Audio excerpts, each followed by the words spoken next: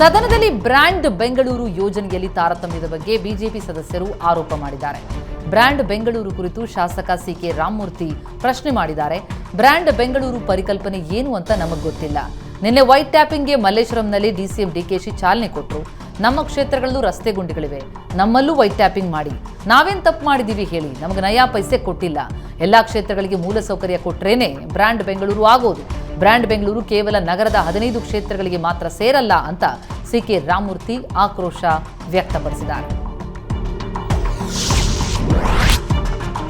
ಸದನದಲ್ಲಿ ವಾಲ್ಮೀಕಿ ಪ್ರಕರಣ ಸಂಬಂಧ ವಾಗ್ಯುದ್ಧ. ಬಿಜೆಪಿ ಕಾಂಗ್ರೆಸ್ ಸದಸ್ಯರ ಮಧ್ಯೆ ಮಾತಿನ ಚಕಮಕಿ ನಡೆಯಿತು. ಕಾಂಗ್ರೆಸ್ ವಿರುದ್ಧ ಆರ್ ಅಶೋಕ್, ಅಶ್ವಥ್ ನಾರಾಯಣ್ ಕೆಂಡಾಮಂಡಲರಾದರು. ಕಾಂಗ್ರೆಸ್ ಸರ್ಕಾರದ ಮೈತುಂಬೆಲ್ಲ ಹಗರಣ ಇದೆ.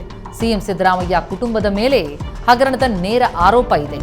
ಈ ವೇಳೆ ಅಶ್ವಥ್ ನಾರಾಯಣ್ಗೆ ತಿರುಗೇಟು ಕೊಟ್ಟಂತಹ ಡಿಸಿಎಂ ಡಿಕೆ ಶಿವಕುಮಾರ್ಗೆ ಬಿಜೆಪಿ ಸದಸ್ಯರು ಭ್ರಷ್ಟಾಚಾರದ ಪಿತಾಮಹ ಅಂತ ಡಿಕೆಶಿ ಅಂತ ಘೋಷಣೆ ಕೂಗಿದ್ದಾರೆ. ಕಿಕ್ಬ್ಯಾಕ್ ಆಯಿತು. ಈಗ ಡಿಕೆಶಿ ಎಚ್ಡಿಕೆ ಗೋಡಂಬಿ ಗಲಾಟೆ ಶುರುವಾಗಿದೆ. ಸಿಎಂ ಸಿದ್ದರಾಮಯ್ಯ ನೇತೃತ್ವದಲ್ಲಿ ನಡೆದಂತಹ ಸರ್ವಪಕ್ಷ ಸಭೆಗೆ ಎಚ್ಡಿಕೆ ಗೈರಾಗಿದ್ದೇಕೆ ಎಂಬ ಪ್ರಶ್ನೆಗೆ ನಾನು ಗೋಡಂಬಿ ತಿನ್ನೋಕೆ ಹೋಗ್ಬೇಕಿತ್ತ ಅಂತ ಪ್ರಶ್ನಿಸಿದ್ರು. ಇದಕ್ಕೆ ಡಿಸಿಎಂ ಡಿಕೆಶಿ ಕೆಂಡಾಮಂಡಲರಾಗಿದ್ದಾರೆ. ಎಚ್ಡಿಕೆ ಯಾವತ್ತೂ ಫಿಲ್ಮಿ ಸ್ಟೈಲ್ನಲ್ಲಿ ಮಾತನಾಡ್ತಾರೆ. ನಾವೇನು ಗೋಡಂಬಿ ಬಾದಾಮಿ ತಿನ್ನೋದಕ್ಕೆ ಸಭೆ ಕರೆದಿದ್ವಾ? ಹಾಗಿದ್ರೆ ಯಾಕೆ ಜೆಡಿಎಸ್ ನಾಯಕರನ್ನ ಕಳಿಸಿದ್ರು? ನನ್ನ ಕಂಡ್ರೆ ಕುಮಾರಸ್ವಾಮಿಯವರಿಗೆ ಅಸೂಯೆ. ರಾಜ್ಯದ ಅಭಿವೃದ್ಧಿ ಬಗ್ಗೆ ಯಾವತ್ತೂ ತಲೆ ಕೆಡಿಸ್ಕೊಂಡಿಲ್ಲ ಅವರು. ಎಚ್ಡಿಕೆ ಓಪನ್ ಡಿಬೇಟ್ಗೆ ಬಂದು ಮಾತನಾಡಲಿ ಅಂತ ಡಿಕೆಶಿ ಸವಾಲ್ ಹಾಕಿದ್ದಾರೆ. ಬಾಗಲಕೋಟೆ ಜಿಲ್ಲೆಯ ಬೆಳಗಲಿ ವ್ಯಾಪ್ತಿಯ ಹೊಲದಲ್ಲಿದ್ದ ಮನೆಗೆ ದುಷ್ಕರ್ಮಿಗಳು ಬೆಂಕಿ ಹಚ್ಚಿದ್ದು 2 ಸಜೀವ ದಹನವಾಗಿದ್ದಾರೆ. 3 ಪ್ರಾಣಾಪಾಯದಿಂದ ಪಾರಾಗಿದ್ದಾರೆ. ದಸ್ತಗಿರ್ ಸಾಬ್ ಪೆಂಡಾರಿ ಎಂಬುವರ ಮನೆ ಮೇಲೆ ಪೆಟ್ರೋಲ್ ಹಾಕಿ ಬೆಂಕಿ ಹಚ್ಚಿದ್ರು. ಘಟನೆಯಲ್ಲಿ ದಸ್ತಗಿರ್ ಸಾಬ್ ಪೆಂಡಾರಿ ಮಗಳು ಶಬಾನಾ ಪೆಂಡಾರಿ, ಪತ್ನಿ ಜೈಬನಬಿ ಪೆಂಡಾರಿ ಮೃತಪಟ್ಟಿದ್ದಾರೆ. ದಸ್ತಗೀರ್, ಸುಬಾನಾ ಹಾಗೂ ಮೊಮ್ಮಗ ಸಿದ್ದಿಕ್ ಬಚಾವಾಗಿದ್ದಾರೆ. ಬೆಂಗಳೂರಿನಲ್ಲಿ ಪುಂಡರ ವೀಲಿಂಗ್ ಹಾವಳಿ ನಿಲ್ತಲೇ ಇಲ್ಲ. ರಸ್ತೆಯಲ್ಲಿ ವಾಹನ ಓಡಾಟ ಹೆಚ್ಚಿರುವಾಗಲೇ ಆರ್ಎಕ್ಸ್ ಬೈಕ್ನಲ್ಲಿ ವೀಲಿಂಗ್ ಮಾಡಿ ಹುಚ್ಚಾಟ ಮೆರಿತಾ ಇದ್ದಾರೆ. ಅಮಾಯಕರ ಜೀವಕ್ಕೆ ಕುತ್ತು ತಂದ್ರೆ ಯಾರು ಹೊಣೆ ಅಂತ ಸಾರ್ವಜನಿಕರು ಆಕ್ರೋಶ ವ್ಯಕ್ತಪಡಿಸ್ತಾ ಇದ್ದಾರೆ. ಒಂದು ಬೈಕ್ನಲ್ಲಿ ವೀಲಿಂಗ್ ಮಾಡುವಾಗ ಇನ್ನೊಂದು ಬೈಕ್ನಲ್ಲಿ ವಿಡಿಯೋ ಮಾಡಿ ಚರಣ್ ರಾಜ್ ಎಂಬಾತ ವಿಡಿಯೋವನ್ನ ಅಪ್ಲೋಡ್ ಮಾಡಿದ್ದಾನೆ. ದ್ವಿತೀಯ ಪಿಯುಸಿ ಪರೀಕ್ಷೆ 3ರ ಫಲಿತಾಂಶ ಇವತ್ತು ಪ್ರಕಟವಾಗಲಿದೆ. ಮಧ್ಯಾಹ್ನ 3 ಗಂಟೆಯ ನಂತರ ಅಧಿಕೃತ ವೆಬ್ಸೈಟ್ನಲ್ಲಿ ಫಲಿತಾಂಶ ಪ್ರಕಟವಾಗಲಿದೆ ಅಂತ ಮಾಹಿತಿ ನೀಡಿದೆ. ರಾಜ್ಯದಲ್ಲಿ ಜೂನ್ 24ರಿಂದ ಜುಲೈ 5ರವರೆಗೂ ದ್ವಿತೀಯ ಪಿಯುಸಿಯ 3ನೇ ಪರೀಕ್ಷೆಯನ್ನು ನಡೆಸಲಾಗಿತ್ತು. ರಾಜ್ಯದಲ್ಲಿ ಒಟ್ಟು 248 ಪರೀಕ್ಷಾ ಕೇಂದ್ರಗಳಲ್ಲಿ ಪರೀಕ್ಷೆ ನಡೆದಿದ್ದು 44,358 ಬಾಲಕರು, 31,637 ಬಾಲಕಿಯರು ಸೇರಿದಂತೆ ಒಟ್ಟು 75,995 ವಿದ್ಯಾರ್ಥಿಗಳು ಪರೀಕ್ಷೆ ಬರೆದಿದ್ದರು. ಪುಣೆ ಮುಂಬೈ ಎಕ್ಸ್‌ಪ್ರೆಸ್ ವೇನಲ್ಲಿ ಭೀಕರ ಅಪಘಾತ. 5 ಯಾತ್ರಾರ್ಥಿಗಳು ಮೃತಪಟ್ಟಿದ್ದಾರೆ. 42 ಮಂದಿ ಗಾಯಗೊಂಡಿದ್ದಾರೆ. ಮಹಾರಾಷ್ಟ್ರದ ಸುಪ್ರಸಿದ್ಧ ಯಾತ್ರಾರ್ಥಿ ಸ್ಥಳವಾಗಿರುವ ಪಂಡ್ರಾಪುರಕ್ಕೆ ಯಾತ್ರಾರ್ಥಿಗಳು ತೆರಳುತ್ತಾ ಇದ್ರು. ಆ ವೇಳೆ ಲಾರಿ ಮತ್ತು ಖಾಸಗಿ ಬಸ್ ಮಧ್ಯೆ ಈ ಭೀಕರ ಅಪಘಾತ ಸಂಭವಿಸಿದೆ. ಅಪಘಾತದ ರಭಸಕ್ಕೆ ಬಸ್ ಕಂದಕಕ್ಕೆ ಉರುಳಿದೆ. ಪ್ರಯಾಣಿಕರ ದಟ್ಟಣೆಯನ್ನು ನಿವಾರಿಸುವುದಕ್ಕೆ ಬೆಂಗಳೂರು ಕಲಬುರಗಿ ನಡುವೆ ವಿಶೇಷ ರೈಲು ಬಿಡಲಾಗಿದೆ. ಸರ್ ಎಂ ವಿಶ್ವೇಶ್ವರಯ್ಯ ಟರ್ಮಿನಲ್ನಿಂದ ಕಲಬುರಗಿ ನಡುವೆ ಜುಲೈ 19ರಿಂದ ರಾತ್ರಿ 8 ಗಂಟೆಗೆ ಸಂಚಾರ ಆರಂಭವಾಗಲಿದೆ. ಈ ರೈಲು ರಾತ್ರಿ 8 ಗಂಟೆಗೆ ಹೊರಟು ಮರುದಿನ ಬೆಳಗ್ಗೆ 7:45ಗೆ ಕಲಬುರಗಿ ತಲುಪುತ್ತೆ. ಮರಳಿ ಜುಲೈ 20ರಂದು ಬೆಳಗ್ಗೆ 9:30ಕ್ಕೆ ಕಲಬುರಗಿಯಿಂದ ಹೊರಟು ಅದೇ ದಿನ ರಾತ್ರಿ 8:30ಕ್ಕೆ ಬೆಂಗಳೂರು ತಲುಪಲಿದೆ ಅಂತ ನೈಋತ್ಯ ರೈಲ್ವೆ ಇಲಾಖೆ ಮಾಹಿತಿ ಕೊಟ್ಟಿದೆ.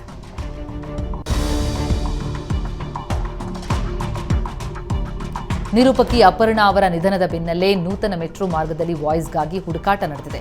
ಈಗಾಗಲೇ ಸೇವೆಯಲ್ಲಿರುವ ಮೆಟ್ರೋ ನಿಲ್ದಾಣಗಳಲ್ಲಿ ಅಪರ್ಣಾ ಅವರ ಧ್ವನಿಗೆ ಮುಂದುವರಿಯಲಿದ್ದು, ನೂತನ ಮಾರ್ಗದ ಮೆಟ್ರೋಗೆ ವಾಯ್ಸ್ ಹುಡುಕಾಟದಲ್ಲಿದ್ದಾರೆ. ಕನ್ನಡ ರೇಡಿಯೋ ಜಾಕಿಗಳು, ಆಂಕರ್ಗಳು ಮತ್ತು ಸಿಂಗರ್ಗಳ ವಾಯ್ಸ್ ಅನ್ನ ಮೆಟ್ರೋ ಅಧಿಕಾರಿಗಳು ಕೇಳಿದ್ದಾರೆ. ಸದ್ಯ ಹಳದಿ ಮಾರ್ಗದ ಆರ್ವಿ ರೋಡ್ ಟು ಬೊಮ್ಮಸಂದ್ರ, ನಾಗಸಂದ್ರದಿಂದ ಮಾದಾವರದ ಮಾರ್ಗ ಸಿದ್ಧವಾಗಿದೆ. ಈ ಮಾರ್ಗಕ್ಕೂ ಅಪರ್ಣಾ ವಾಯ್ಸ್ ಹಾಕುವ ಬಗ್ಗೆ ಸಿದ್ಧತೆ ನಡೆಸಿದ ಅಧಿಕಾರಿಗಳು ಈಗ ಅಪರ್ಣಾ ಅವರ ನಿಧನದಿಂದಾಗಿ ಹೊಸ ವಾಯ್ಸ್ಗಾಗಿ ಹುಡುಕಾಟ ನಡೆಸ್ತಾ ಇದ್ದಾರೆ. ಚಿತ್ರದುರ್ಗದಲ್ಲಿ ಕಳ್ಳತನ, ರಾಬರಿ ಪ್ರಕರಣಗಳು ಹೆಚ್ಚಾಗ್ತಾ ಇವೆ. ಹೀಗಾಗಿ ಹಿರಿಯೂರು ಗ್ರಾಮಾಂತರ ಠಾಣೆಯ ಆವರಣದಲ್ಲಿ ಪರೇಡ್ ನಡೆಸಲಾಯಿತು.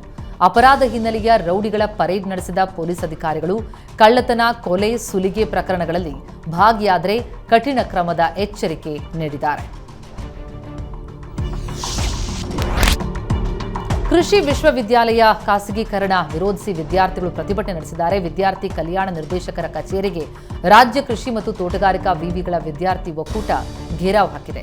ಖಾಸಗಿ ಸಂಸ್ಥೆಗಳಿಗೆ ಕೃಷಿ ವಿದ್ಯಾಲಯ ನಡೆಸಲು ಅನುಮತಿ ಕೊಡುವುದರಿಂದ ರೈತರ ಮಕ್ಕಳಿಗೆ ಅನ್ಯಾಯವಾಗ್ತಾ ಇದೆ. ಈಗಾಗಲೇ ಜಿಕೆವಿಕೆಯಲ್ಲಿ ಓದಿದ ಅನೇಕ ವಿದ್ಯಾರ್ಥಿಗಳು ನಿರುದ್ಯೋಗಿಗಳಾಗಿದ್ದಾರೆ. ಪ್ರೈವೇಟ್ ಕಂಪನಿಗಳು ಎಂಟ್ರಿ ಆದರೆ ಕೆಲಸಕ್ಕಾಗಿ ದುರ್ಬಳಕೆ ಮಾಡಿಕೊಳ್ಳುವ ಸಾಧ್ಯತೆ ಇರುತ್ತೆ ಅಂತ ಆರೋಪಿಸಿದ್ದಾರೆ. ಬೆಂಗಳೂರಿನಲ್ಲಿ ಟೀ ಪ್ಲಾಂಟ್ ಉದ್ಯಮಿಯ ಮನೆಗೆ ಕನ್ನ ಹಾಕಿದ್ದ ಬಿಹಾರಿ ಗ್ಯಾಂಗ್ ಅಂಧರಾಗಿದೆ. 3 ಆರೋಪಿಗಳನ್ನು ಬಂಧಿಸಿ 32 ಲಕ್ಷ ರೂಪಾಯಿ ಮೌಲ್ಯದ ಚಿನ್ನ, ಬೆಳ್ಳಿ ಆಭರಣವನ್ನು ವಶಕ್ಕೆ ಪಡೆದಿದ್ದಾರೆ. ಸದಾಶಿವನಗರ ಪೊಲೀಸರು ಜುಲೈ 2ರಂದು ಕೆಲಸದ ಮೇಲೆ ಊಟಕ್ಕೆ ತೆರಳಿದಂತಹ ಮನೆ ಮಾಲೀಕ ರಾಜೇಂದ್ರ ಮನೆ ಕೀಯನ್ನ ಗಾರ್ಡನ್ ನೋಡ್ಕೊಳ್ತಾ ಇದ್ದಂತಹ ಕೆಲಸಗಾರನಿಗೆ ಕೊಟ್ಟು ಹೋಗಿದ್ದ. ಅತ್ತ ಮನೆ ಮಾಲೀಕ ಹೊರ ಹೋಗ್ತಾ ಇದ್ದಂತೆ ಸ್ನೇಹಿತರಾದಂತಹ ರಾಜು, ಶರವಣ ಚಿನ್ನ, ಬೆಳ್ಳಿ ಆಭರಣ, ದೇವರ ವಿಗ್ರಹ, ರೇಷ್ಮೆ ಸೀರೆ, ಮೊಬೈಲ್ ಫೋನ್ಗಳನ್ನು ದೋಚಿ ಪರಾರಿಯಾಗಿದ್ರು. ಅವರನ್ನ ಸೆರೆ ಹಿಡಿದಿದ್ದಾರೆ.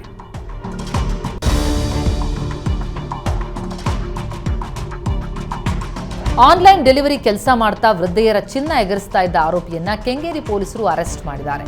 ಆರೋಪಿ ಸಂಜೀವ್ ತನ್ನ ತಂಗಿ ಮದುವೆಗೆ ವಿಪರೀತ ಸಾಲ ಮಾಡಿಕೊಂಡಿದ್ದ. ಕೆಂಗೇರಿ ಠಾಣಾ ವ್ಯಾಪ್ತಿಯ ಕೋಡಿಪಾಳ್ಯದಲ್ಲಿ ವಾಸವಾಗಿದ್ದ ಸಂಜೀವ್ ಝೊಮ್ಯಾಟೊದಲ್ಲಿ ಡೆಲಿವರಿ ಮಾಡ್ತಾ ಅವಕಾಶ ಸಿಕ್ಕಾಗ ಸರ ಎಗರಿಸ್ತಾ ಇದ್ದ. ಇದೇ ರೀತಿ ಕೆಂಗೇರಿ, ಕುಂಬಳಗೋಡು, ಆರ್ಆರ್ ನಗರ ಸೇರಿದಂತೆ ಹಲವು ಕಡೆ ತನ್ನ ಕೈಚಳಕ ತೋರಿದ್ದ. ಸಿಸಿಟಿವಿ ಆಧರಿಸಿ ಕೆಂಗೇರಿ ಪೊಲೀಸರು ಆರೋಪಿಯನ್ನ ಬಂಧಿಸಿದ್ದು 7 ಲಕ್ಷ ಮೌಲ್ಯದ 105 ಗ್ರಾಂ ಚಿನ್ನಾಭರಣವನ್ನು ವಶಕ್ಕೆ ಪಡೆದಿದ್ದಾರೆ. ರಾಯಚೂರಿನಲ್ಲಿ ಈಶಾನ್ಯ ಸಾರಿಗೆ ಬಸ್ನ ಸ್ಟೇರಿಂಗ್ ಕಟ್ಟಾಗಿ ಬಸ್ ಪಲ್ಟಿಯಾಗಿದೆ. 30ಕ್ಕೂ ಹೆಚ್ಚು ಮಕ್ಕಳಿಗೆ ಗಾಯವಾಗಿದೆ. ಕೊರ್ವಿಹಾಳದಿಂದ ರಾಯಚೂರಿಗೆ ಬರ್ತಾ ಇದ್ದ ಈಶಾನ್ಯ ಸಾರಿಗೆ ಬಸ್ನಲ್ಲಿದ್ದ 9ನೇ ತರಗತಿ ವಿದ್ಯಾರ್ಥಿನಿಗೆ ಗಂಭೀರ ಗಾಯವಾಗಿದ್ದು ರಿಮ್ಸ್ ಆಸ್ಪತ್ರೆಗೆ ರವಾನೆ ಮಾಡಲಾಗಿದೆ.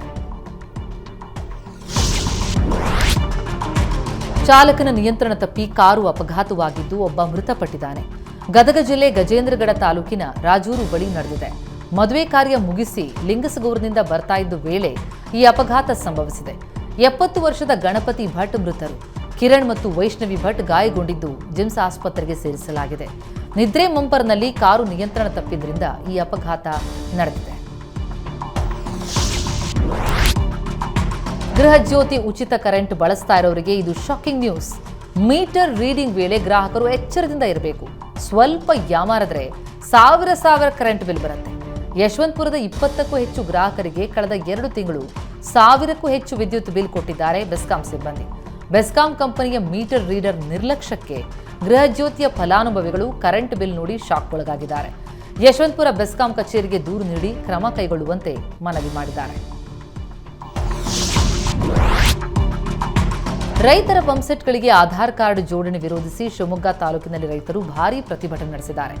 ರೈತರ ಜೇಬಿಗೆ ಕತ್ತರಿ ಹಾಕುವ ಪ್ರಯತ್ನದಲ್ಲಿ ಕಾಂಗ್ರೆಸ್ ಸರ್ಕಾರವಿದೆ ಅಂತ ರೈತರು ಆಕ್ರೋಶ ವ್ಯಕ್ತಪಡಿಸಿದ್ದಾರೆ.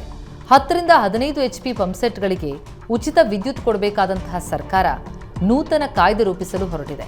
ಕೂಡಲೇ ರೈತರ IP ಸೆಟ್ಗಳಿಗೆ ಆಧಾರ್ ಜೋಡಣೆ ಕಾನೂನು ಕೈಬಿಡಬೇಕು ಅಂತ ಆಗ್ರಹಿಸಿದೆ.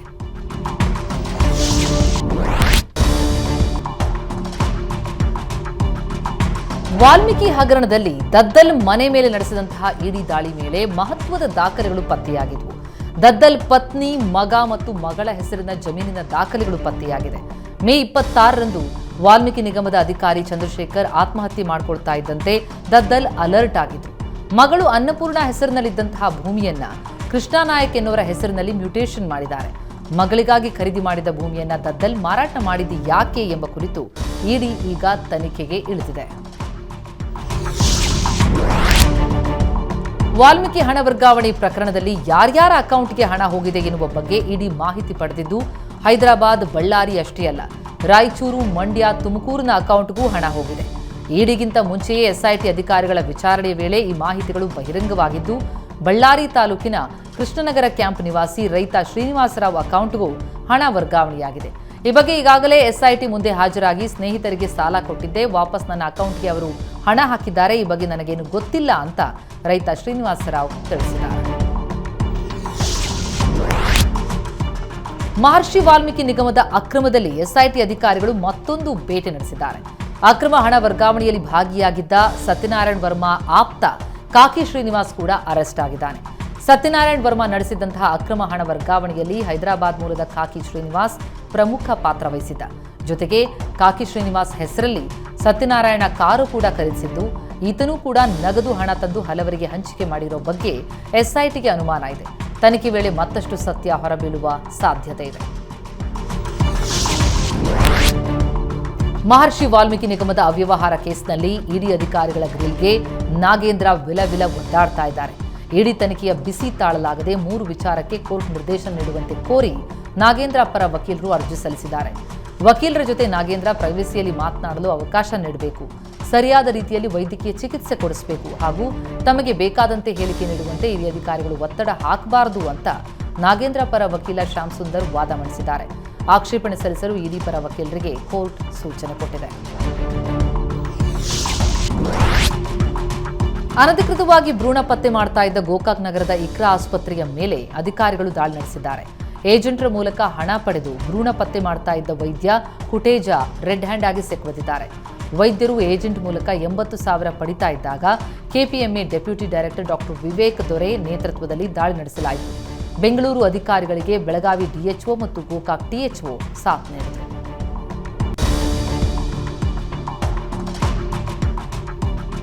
ಬೇಬಿ ಬೆಟ್ಟದಲ್ಲಿ ಟ್ರಯಲ್ ಬ್ಲಾಸ್ಟ್ ವಿವಾದಕ್ಕೆ ರಾಜಮಾತೆ ಪ್ರಮೋದಾದೇವಿ ಮಧ್ಯಪ್ರವೇಶ ಮಾಡಿದ್ದಾರೆ. ಬೇಬಿ ಬೆಟ್ಟದ ಆಸ್ತಿ ಮೈಸೂರು ಅರಮನೆಗೆ ಸೇರಿದ್ದು, ನಮ್ಮ ಅನುಮತಿ ಪಡೆಯದೆ ಟ್ರಯಲ್ ಬ್ಲಾಸ್ಟ್ ನಡೆಸದಂತೆ ಪತ್ರ ಬರೆದಿದ್ದಾರೆ. ಬೇಬಿ ಬೆಟ್ಟದ ಅಮೃತ್ ಮಹಲ್ ಕಾವಲ್ನ 1623 ಎಕರೆ ಅರಮನೆಗೆ ಸೇರಿದ ಆಸ್ತಿಯಾಗಿದೆ. ಈ ಆಸ್ತಿಯನ್ನ ನನ್ನ ಹೆಸರಿಗೆ ಖಾತೆ ಮಾಡಿಕೊಡುವಂತೆ ಕಂದಾಯ ಇಲಾಖೆಗೆ ಹಲವು ಬಾರಿ ಪತ್ರ ಬರೆಯಲಾಗಿದೆ. ಆದರೆ ಇದುವರೆಗೂ ಯಾವುದೇ ಕ್ರಮ ಆಗಿಲ್ಲ. ಕೆಆರ್ಎಸ್ ಡ್ಯಾಂ ಸಮೀಪವಿರುವ ನಮ್ಮ ಖಾಸಗಿ ಜಮೀನಿನಲ್ಲಿ ಟ್ರಯಲ್ ಬ್ಲಾಸ್ಟ್ ನಡೆಸುವ ಹಕ್ಕು ಯಾರಿಗೂ ಇಲ್ಲ ಎಂದು ಅಣೆಕಟ್ಟು ಸುರಕ್ಷತಾ ಸಮಿತಿಗೂ ಪ್ರಮೋದಾದೇವಿ ಪತ್ರ ಬರೆದಿದ್ದಾರೆ. 1000 ಸುಳ್ಳು ಹೇಳಿ ಒಂದು ಮದುವೆ ಮಾಡು ಎನ್ನುವ ಗಾದೆ ಇದೆ. ಇಲ್ಲೊಬ್ಬ ಕಿರಾತಕ ತಾನು ಸಿವಿಲ್ ಎಂಜಿನಿಯರ್ ಅಂತ ಲಕ್ಷ ಸಂಬಳವಿದೆ ಅಂತ ಸುಳ್ಳು ಹೇಳಿ ಯುವತಿ ಜೊತೆಗೆ ವಿವಾಹ ಮಾಡಿಕೊಂಡ ಘಟನೆ ಬೆಳಗಾವಿಯ ಬಡ್ಕಲ್ನಲ್ಲಿ ನಡೆದಿದೆ.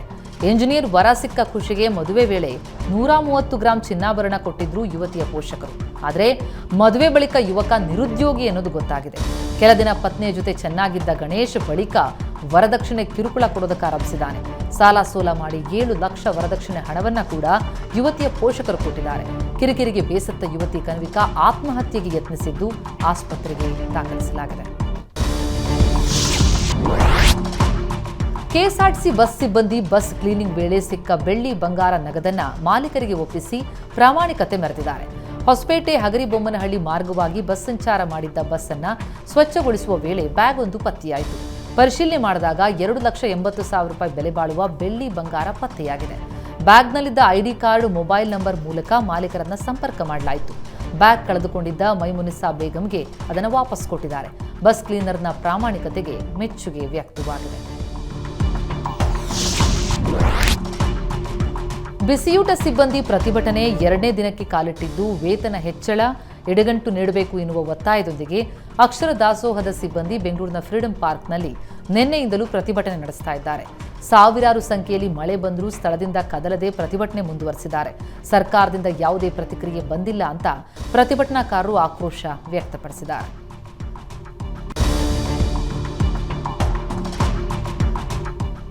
ಕೊನೆಗೂ ರಾಜ್ಯ ಸರ್ಕಾರಿ ನೌಕರರಿಗೆ ಸರ್ಕಾರ ಗುಡ್ ನ್ಯೂಸ್ ಕೊಟ್ಟಿದೆ. ಆಗಸ್ಟ್ 1ರಿಂದ 7ನೇ ವೇತನ ಆಯೋಗದ ಶಿಫಾರಸು ಜಾರಿಗೆ ಸಿದ್ದರಾಮಯ್ಯ ನೇತೃತ್ವದ ಸಂಪುಟ ಸಭೆ ನಿರ್ಧರಿಸಿದೆ.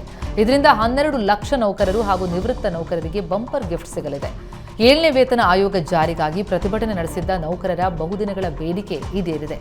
ಹೀಗಾಗಿ ಸರ್ಕಾರಕ್ಕೆ ಕರ್ನಾಟಕ ರಾಜ್ಯ ಸರ್ಕಾರಿ ನೌಕರರ ಸಂಘದ ಅಧ್ಯಕ್ಷ ಸಿಎಸ್ ಷಡಕ್ಷರಿ ಅಭಿನಂದನೆ ಸಲ್ಲಿಸಿದ್ದಾರೆ. ಮದ್ಯಪಾನ ಮಾಡಿ ಶಾಲೆಗೆ ಬಂದ ಶಿಕ್ಷಕನನ್ನ ಅಮಾನತು ಮಾಡಲಾಗಿದೆ. ವಿಜಯಪುರದ ಬಬಲೇಶ್ವರ ತಾಲೂಕಿನ ಕಂಬಾಗಿ ತೋಟದ ಸರ್ಕಾರಿ ಪ್ರಾಥಮಿಕ ಶಾಲೆಯ ಸಹ ಶಿಕ್ಷಕ ಎಸಿ ನಾರಾಯಣನನ್ನ ಡಿಡಿಪಿಐ ಅಮಾನತು ಮಾಡಿದ್ದಾರೆ. ಜುಲೈ 13ರಂದು ಬೆಳಿಗ್ಗೆ ಶಾಲೆಯಲ್ಲೇ ಮದ್ಯಪಾನ ಮಾಡಿ ತರಗತಿ ಕೋಣೆಯಲ್ಲಿ ಕುಳಿತಿದ್ದ. ಈ ಬಗ್ಗೆ ಶಾಲೆಗೆ ಜಮೀನು ದಾನ ಮಾಡಿದ್ದ ಹಂಶಿದ್ದ ಒಡೆಯರ್ ದೂರು ಕೊಟ್ಟಿದ್ರು. ಬಳಿಕ ಜಿಲ್ಲಾಸ್ಪತ್ರೆಗೆ ಶಿಕ್ಷಕನನ್ನ ಕರೆದುಕೊಂಡು ಹೋಗಿ ತಪಾಸಣೆ ಮಾಡಲಾಗಿತ್ತು. ಮದ್ಯಪಾನ ಮಾಡಿರುವ ಬಗ್ಗೆ ದೃಢವಾಗಿದ್ದರಿಂದ ಶಿಕ್ಷಕನನ್ನ ಅಮಾನತುಗೊಳಿಸಲಾಗಿದೆ.